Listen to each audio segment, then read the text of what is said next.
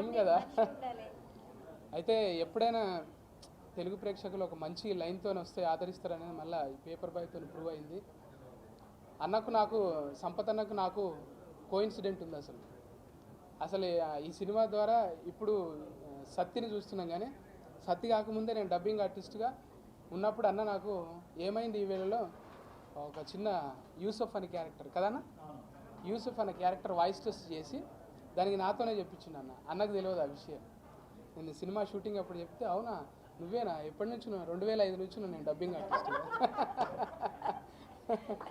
అట్లనే అంటే అవకాశాలు ఎట్లా వస్తాయో తెలియదు, కానీ మొత్తానికి ఒక నేను చేసిన సినిమాల్లో ప్రజెంటేషన్ అంటే దీంట్లో అన్న కరెక్ట్గా నన్ను చూపించగలిగింది. అన్న వచ్చినప్పుడు అరే కేకలు పెడుతున్నారు బాగానే ఉంది, మరి సరైన వేషం పడతలేదంటే ఎందుకో మరి తెలియదు అది.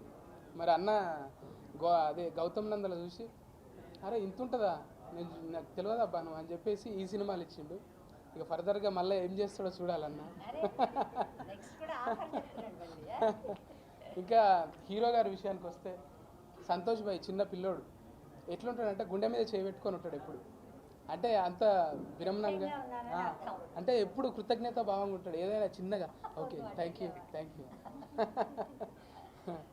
తర్వాత హీరోయిన్ ప్రియా గారు ఆమె కూడా ఏం తెలియనట్టే ఉంటుంది, ఎప్పుడు ఇట్లా చూస్తూ ఉంటుంది బ్లాంక్, ఏది చెప్పినా వింటూ ఉంటుంది.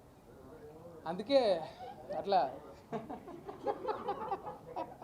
అంటే నాకు కొంచెం బాడీ లాంగ్వేజ్లో అబ్జర్వ్ చేయడం అలవాటు అయిపోయింది. అట్లనే మన జయశంకర్ అన్న కూడా సప్పుడు అట్లా ఎట్ట చేతులు పెట్టుకొని నిలబడతాడు. ఈయనకు సినిమా ఎవరు నీ మాట నేనెందుకు వినాలన్నట్టు ఉంటుంది అన్న బాడీ లాంగ్వేజ్. ఒక్కోసారి అసిస్టెంట్ డైరెక్టర్ అన్న డామినేట్ చేస్తాడు, అన్న మాత్రం ఏమన్నాడు అన్న నీ ఇష్టం అన్న నీ ఇష్టం అని అంటుంటాడు. అంత పాజిటివ్గా మురళి అన్న ఏందో తెలియదు కానీ ఉన్నాడు హడావిడి చేస్తున్నాడు. ఎవరు వచ్చినా కూడా ఇట్లా అంటున్నాడు ఎంతయ్యా బాబు అని కైమా కొడుతున్నాడు. అంటే ఆయన బాడీ లాంగ్వేజ్ ఏదైనా లేట్ అయింది అనుకో అట్లా ప్లీజ్ అన్నట్టు ఇంకా బీప్ సౌండ్ అంతా ఉంటుంది అన్నమాట అన్నకు. అట్లా అబ్జర్వ్ చేసిన నిజంగా చాలా మంచి అవకాశం. చాలా ఫోన్లు వచ్చినాయి నాకు. ఇంత మంచి అవకాశాన్ని ఇచ్చిన సంపత్ అన్నకి జయశంకర్ అన్నకి నిజంగా అందరు ఆర్టిస్టులకు కూడా పేరు పేరున భీమ్స్ అన్న మంచి ఆ పాట నాకు జెలస్ అనిపించింది. ఆ పాట నాకెందుకు వేయలేవన్న నువ్వే ఎందుకు వాడినావు అనిపించింది. అట్టెడు అట్టెడు అల్లి పూలు బండెడు బండెడు బంతి పూలు గుల్లెడు గుల్లెడు గులాబీలు గుత్తులు గుత్తులు కొనుగు పూలు